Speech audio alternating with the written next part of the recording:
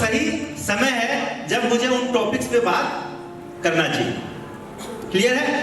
सबसे पहला topic, safe deal क्यों क्रिएट हुआ, क्या मकसद था, मैंने फौज क्यों छोड़ा, है ना? आप भी सोचते होंगे, आपके भी दिमाग में आता होगा, हैं? अच्छा, एक अभी स्विमिंग की बात हो रही थी, तो जो सही में पानी में डूब रहे होते हैं उसको बचाता कौन है? वही बचा सकता है जो तैर सकता है। सही बोल रहा हूँ, गलत बोल रहा हूँ? लेकिन तैरने वाला बंदा भी डूब सकता है, अगर डूबता हुआ बंदा चाहे तो। अगर तैरने वाला बंदा है और वो बचाने गया है और वो डेडिकेटेड है कि मैं इसको बचाऊंगा, और जो डूब रहा है वो डेडिकेटेड है कि ये डूब जाए तो डूब जाए, मुझे बचना है, तो उस स्थिति में क्या होगा? डूबने वाला बंदा बच तो नहीं सकता ना। अगर आप तैरने वाले बंदे को डुबाने का कोशिश करोगे और आप चाहोगे कि आप बच जाओ, तो आप नहीं बच सकते हो ना, डूबना तो तय है ना। अगर जो डूब रहा है वो तभी बच सकता है जब तैरने वाले का सपोर्ट करे, है ना? खुद एफर्ट लगाए और जो बचाने आया है उसके एफर्ट को सपोर्ट करे, तभी वो बच सकता है। कुछ लोग क्या सोचते हैं कि जो मुझे बचाने आया है वो डूब जाए तो डूब जाए, मैं बच जाऊंगा। ये गलत फहमी है। आपको जो बचाने आया है वो अगर डूबता है तो आपका डूबना तो तय है। अब यहाँ पे जो बचाने आया है उसका भी दो तरीके से माइंड सेट हो सकता है। पहला, मैं डूबू तो डूबू, इसको बचाऊंगा, है ना? तो ये पागलपन है कि होशियारी है? पागलपन है ना, है ना? तू भी सनम मैं भी सनम, दोनों डूब गए, है ना?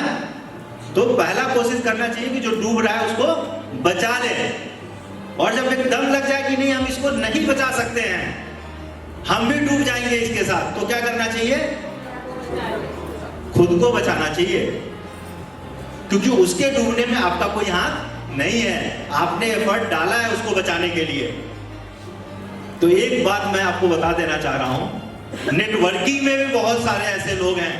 मेरा नेटवर्किंग में आना और नेटवर्किंग में भी फुल टाइम आना, आप सबको शायद पता नहीं होगा, मैं एक सफल नेटवर्कर था, part timer, as a part timer. जैसे आज परमानंद जी थे, आज से 1.5-2 महीना पहले ये पार्ट टाइमर नेटवर्कर थे। मैं भी था, फौज में था और पार्ट टाइम नेटवर्कर था, लेकिन मैं सफल नेटवर्कर था। ठीक है? तो मेरे पास दो ऑप्शन थे, पहला जॉब करते हुए नेटवर्किंग को करूं, और दूसरा जॉब को छोड़ के फुल टाइम नेटवर्किंग को करूं। तो मैंने डिसाइड किया कि फौज को छोड़ूंगा और फुल टाइम नेटवर्किंग करूंगा। ठीक है? और ऐसा क्यों डिसाइड किया? क्योंकि मैंने देखा बहुत लोग डूब रहे हैं नेटवर्किंग में। क्या देखा? बहुत सारे लोग नेटवर्किंग में डूब रहे हैं और उनको पार्ट टाइम में बचाना मुश्किल है। पार्ट टाइम में बचाना मुश्किल है। तो मैंने डिसाइड किया कि नहीं, मैं फुल टाइमर बनूंगा और इन लोगों को बचाने की कोशिश करूंगा। लेकिन जब बचाने निकला तो कुछ लोग ऐसे मिले जो खुद तो डूब रहे हैं और मुझे भी डुबाने के चक्कर में लगे। और हद तो तब हो जाती है जब वो जिस नाव में सवार है उसी को डुबाने के चक्कर में लग जाते हैं। तो मुझे क्या करना चाहिए? जब ऐसा मेंटालिटी वाला बंदा मिले कि अगर मैं उसको बचाने गया तो मुझे भी डुबाने का कोशिश करे, तो मुझे क्या करना चाहिए? उसको बचाना चाहिए, डूबते हुए छोड़ देना चाहिए। मैंने भी छोड़ना शुरू कर दिया है। जो भी बंदा कंपनी को डुबाने के बारे में सोचेगा उसको मैं डूबने दूंगा। कंपनी तो नहीं डूबेगी। मुझे पता है कंपनी एक नाव है और मैं इस नाव को अच्छे से पार करा सकता हूं किनारे, और इस नाव पे जो भी सवार होंगे मेरे साथ उनको भी मैं पार ले जा सकता हूं। लॉजिकल चीज है, लोगों को समझ में आनी चाहिए। आपको वो बंदा कभी नहीं बचाने जाएगा जिसको आप डुबाने का कोशिश कर रहे हो। खुद डूब रहे हो और उसको भी डुबाने की कोशिश करो, कैसे बचाएगा आपको? तो पहला ये मेरा माइंडसेट है। इस टॉपिक के ऊपर मुझे बात करना था, और ये हर नेटवर्कर को पता होना चाहिए कि उसको बचाने का कोशिश कौन कर रहा है। लोग बोलते हैं कि चैरिटी चला रहा हूँ, ये चला रहा हूँ, ये चला रहा हूँ, एनजीओ से इनका मदद कर रहा हूँ। सबसे ज्यादा सपोर्ट की जरूरत है आज इंडिया में तो एक नेटवर्कर को जरूरत है, जिसको अभी भी एक फिक्स आइडेंटिटी नहीं मिला है कि ये बंदा है कौन, क्या करता है, कितना बड़ा लेवल है, कितना पैसा कमाता है।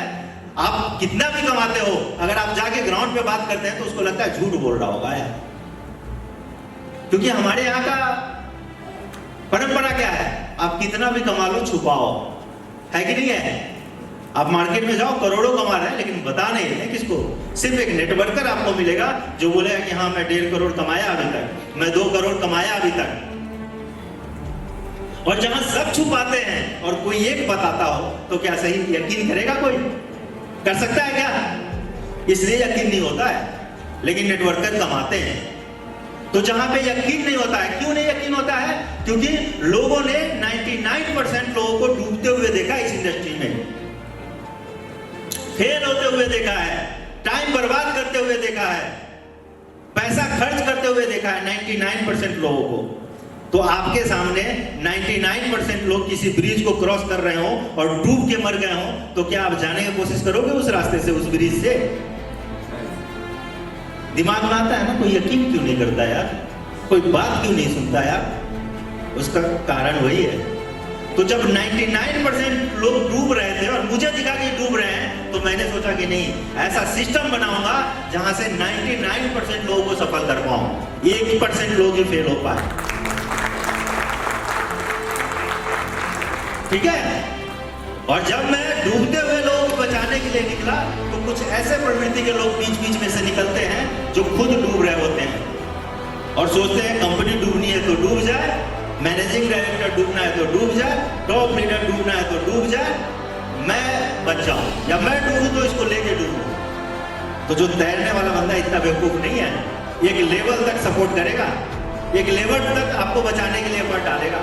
जब उस लेवल पे आ जाएगा, जब देखेगा कि अब सर से पानी ऊपर जा रहा है, देन वो छोड़ देगा और आगे बढ़ेगा, क्योंकि उसको सिर्फ आपके लिए कमिटेड नहीं है, वो सबके लिए कमिटेड है जो लोग डूब रहे हैं।